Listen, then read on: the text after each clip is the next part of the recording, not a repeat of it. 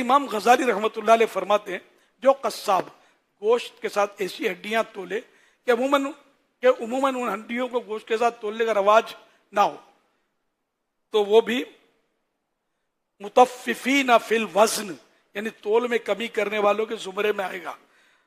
اور قرآن کریم میں ان لوگوں کی ایسوں کی مذمت ہے. چنانچہ اللہ پاک پارہ 30 سورہ مطففین میں ارشاد فرماتا ہے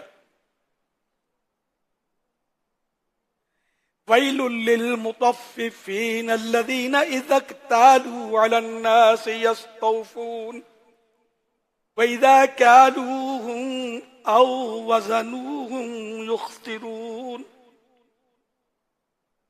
أَلَا يَظُنُّ أُولَئِكَ أَنَّهُمْ مَبْعُوثُونَ لِيَوْمٍ عَظِيمٍ یوم یقوم الناس لرب العالمین. آسان ترجمہ قرآن کنز العرفان.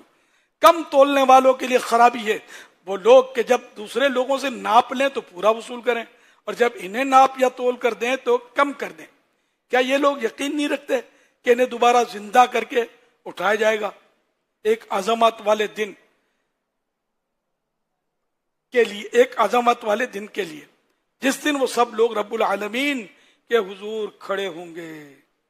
تفسیر قرآن صراط الجنان میں ناپ تول میں کمی کرنے کی تمام صورتیں اس آیت میں داخل ہیں.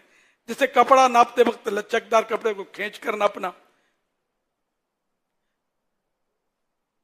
لاسٹک کو کھینچ کر ناپنا، باٹ کم رکھنا، باٹ تو پورا ہو لیکن تولنے میں ڈنڈی مار دینا، چیز کو زور سے ترازو میں رکھ کر فوراً اٹھا لینا، ترازو کے پلڑوں میں فرق رکھنا، ترازو کے جس حصے میں باٹ رکھے جاتے ہیں اس کے نیچے کوئی چیز لگا دینا، وزن کرنے کے الیکٹرانک آلات کی سیٹنگ میں یا میٹر میں تبدیلی کر کے کم تول کے دینا وغیرہ. اصحاب ایکا یہ قوم ہوئی ہے پچھلے زمانے میں. تو ایکا جھاڑی کو کہتے ہیں. یہاں کے رہنے والوں کا شہر سرسبز جنگلوں اور ہرے بھرے درختوں کے درمیان تھا. اللہ پاک نے ان لوگوں کی ہدایت کے لیے حضرت سیدنا شعیب علیہ نبینا علیہ الصلوۃ والسلام کو بھیجا. آپ نے انہیں جو نصیحتیں فرمائی قرآن کریم میں ارشاد ہوتا ہے پارہ 19 سورۃ الشعراء آیت نمبر 81 تا 83. ترجمہ کنز ایمان. ناپ پورا کرو اور گھٹانے والوں میں نہ ہو اور سیدھی ترازو سے تولو اور لوگوں کی چیزیں کم کر کے نہ دو اور زمین میں فساد پھیلاتے نہ پھرو. افسوس ان بد نصیبوں نے بجائے نصیحت ماننے کے معاذ اللہ آپ علیہ السلام کو جھٹلاتے ہوئے کہا اگر تم سچے ہو تو ہم پر آسمان کا کوئی ٹکڑا گرا کر ہم کو ہلاک کر دو، ہم کو مار ڈالو، برباد کر دو. تو اللہ پاک کی طرف سے ان پر سخت عذاب آ گیا. حدیث پاک میں آیا کہ اللہ پاک نے ان لوگوں پر جہنم کا ایک دروازہ کھول دیا جس سے پوری آبادی میں شدید گرمی اور لو کی حرارت و تپش پھیل گئی اور بستی والوں کا دم گھٹنے لگا تو وہ لوگ اپنے گھروں میں گھسنے لگے اور اپنے اوپر پانی کا چھڑکاؤ کرنے لگے مگر پانی اور سائے سے انہیں کوئی چین اور سکون نہ ملتا تھا اور گرمی کی تپش سے ان کے بدن جھلسے جا رہے تھے. پھر اللہ پاک نے ایک بدلی بھیجی جو شامیانے کی طرح پوری بستی پر چھا گئی اور اس کے اندر ٹھنڈک اور فرحت بخش ہوا تھی. یہ دیکھ کر سب گھروں سے نکل کر اس بدلی کے شامیانے میں آ گئے. جب تمام آدمی بدلی کے نیچے آ گئے تو زلزلہ آیا اور آسمان سے آگ برسی جس میں سب کے سب ٹڈیوں کی طرح تڑپ تڑپ کر جل گئے. ان لوگوں نے اپنی سرکشی سے یہ کہا تھا کہ اے شعیب ہم پر آسمان کا کوئی ٹکڑا گرا کر ہم کو ہلاک کر دو. چنانچہ وہی عذاب اس صورت میں اس سرکش قوم پر آ گیا اور سب کے سب جل کر راکھ کا ڈھیر بن گئے. چھوڑ دو اے تاجروں کم تولنا، جھوٹ چھوڑو بیچنے میں بولنا، اے ملاوٹ کرنے والے مان جا، خوف کر بھائی عذاب نار کا. صلو علی الحبیب صلی اللہ علی محمد. تو جانوروں پر ظلم بھی بڑا کیا جاتا ہے، بعض اوقات بے تحاشا مارتے ہیں، پیٹتے ہیں، زور زور سے کان کھینچ کر گھسیٹتے ہیں اس کو، ڈنڈے برسائے جاتے ہیں۔ بعض اوقات گوشت پر بہت سو نے دیکھا ہو شاید، جو گوشت لینے جاتے ہیں کہ وہ نشان ہوتے ہیں لال لال گوشت پر، نیل پڑے ہوئے ہوتے ہیں گوشت پر، تو یہ اسی کی مار کے ہوتے ہیں، بے تحاشا مارتے ہیں، اور مارتے بھی ریڑھ کی ہڈی پر ہے۔ جانور بے بس ہے بیچارہ، کیا کرے؟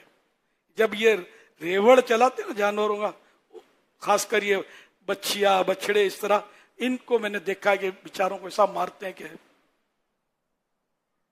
آدمی مطلب انہیں کانپ جائے، ان کو بالکل احساس نہیں ہوتا، یہ مارتے چلے جاتے ہیں۔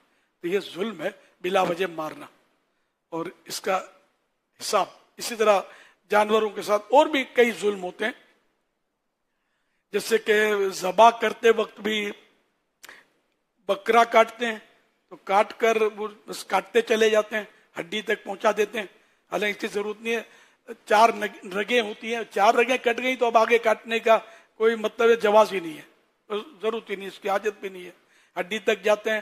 پھر ابھی جانور میں جان باقی ہوتی ہے، اس کی گردن فوراً چٹکا دیتے ہیں،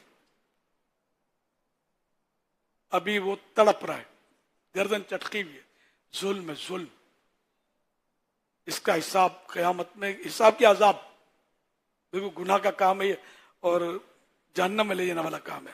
تو یہ بقرعید میں یہ مناظر گلیوں میں دیکھے جا سکتے ہیں، یہ کر رہے ہوتے ہیں، انہیں بالکل دل جو ہے وہ سب پتھر کی طرح سخت ہو جاتا ہے، تو احساس ہی نہیں ہوتا کہ ہم کر کیا رہے ہیں۔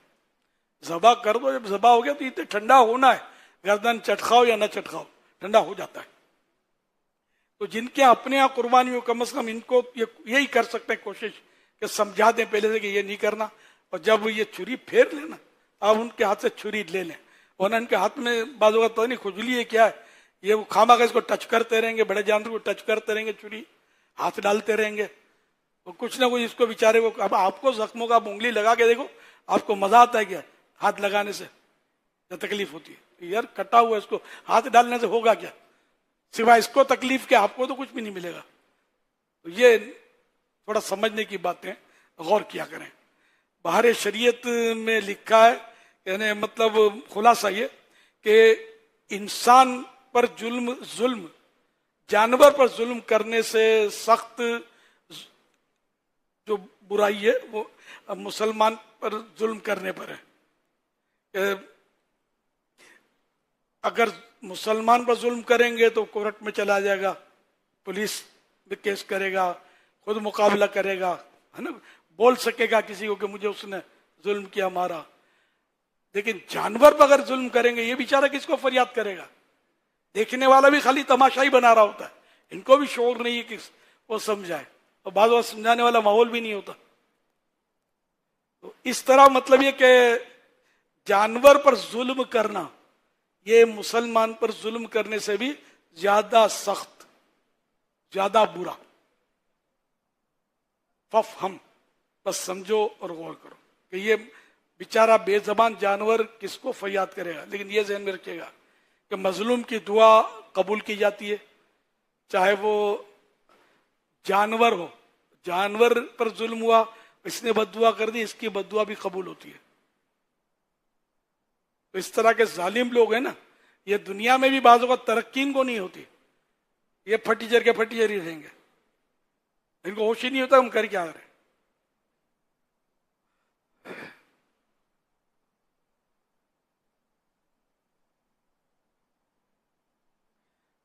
بہرحال یہ کہ بہت سارا وقت لے لیا میں نے آپ کا، ابھی اور بھی میرے پاس ہے، کہ اب میرا خیال سوال جواب کا سیشن شروع کرتے ہیں۔ صلو علی الحبیب صلی اللہ علیہ محمد۔